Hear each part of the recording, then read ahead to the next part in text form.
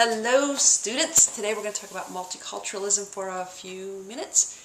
It's covered in your book under diversity.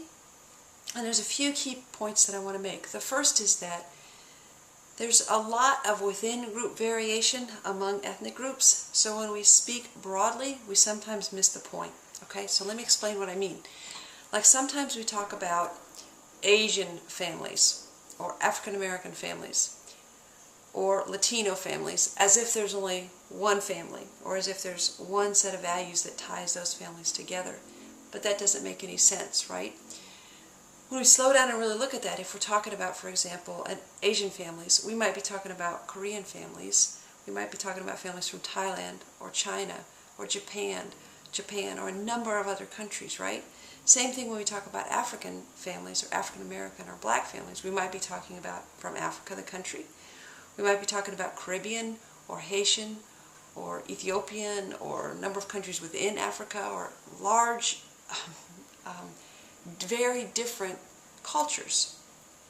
So first thing is we need to be careful in our generalizations, and that's one of the things that we tend to do is we tend to sweep in these broad categories. There was a book that was published a few years ago. It was called Working with the Black Family. Does that strike you as odd? As if there's only one black family? Yeah. So we really need to be careful about that. The second thing is, I think, some of the problems in terms of research on ethnicity and diversity. It's focused a lot on terms of problems and poverty. Look, even in your book, poverty is tied right together with diversity. I get that poverty is a problem among not just diverse populations, but also Caucasian populations. But that doesn't tell the whole story. And I think the problem has sometimes been the focus on ethnically diverse people has focused on at-risk people, and it's not focused enough on the strengths. Look at this. Within subcultures and within cultures, within African American cultures, what do we have? We have extended family focus. We have strength in terms of God and church and the role in church in the lives. We have much more role given to matriarchs and grandmas in this culture. We have much more emphasis in terms of authoritarian parenting and more strict limits as far as kids and expectations and those things. Within Latino families, we have, yes, male-dominated, we know, but there's also Marismo, the counterpart to machismo, the emphasis on Mary and piety and the appreciation of women and what they can do. There's an emphasis again on church and faith. There's a tremendous strength in terms of the importance of being bicultural, bilingual, or those kind of pieces. Whatever culture we talk about, Appalachian culture, we have tremendous strengths in terms of sense of place, not getting about one's raising, importance of being where you're from and knowing where you're from, personalism, that it's not what you do but who you are that matters.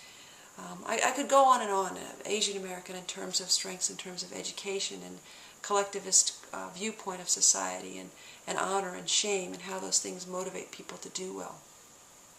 My point is that we need to look at strengths of cultures and not just weaknesses and what makes cultures be at risk or what makes things be problems. And the research hasn't balanced that very well.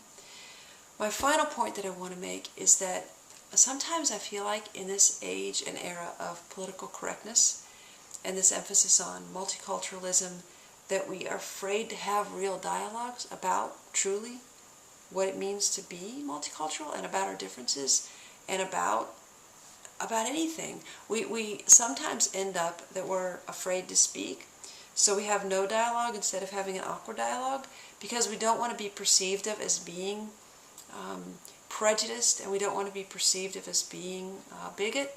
So instead of having a conversation, we say nothing, and that doesn't get us very far. That doesn't advance the dialogue any. So even though it's difficult to have conversations about race and ethnicity, it's really important. Finally, I keep looking down the side because my neighbors just drove in and I've been getting their newspaper for a few days and they're going to be walking over any minute. Side, just ignore that side fact, this little side comment. In therapy, one of the things that we always say, we always ask people to say is, how do you define your culture and how does that impact who you are and how you understand yourself? That's a really important question to ask other people, okay? And not assume that we know. So one time I had a student say, well, what about a white girl like me? Does a white girl like me need to ask another white girl client, how does she define our culture? Yeah, you do. Because you don't know that person's social economic status. You don't know that person's religious status. You don't know if that person is rural or urban. You don't know what that person's religious. You don't know that person's ethnic background as far as are they Scottish, are they Norwegian, or are they German, or what are they? You don't know things about a person, and we make assumptions when we assume that person's just like me.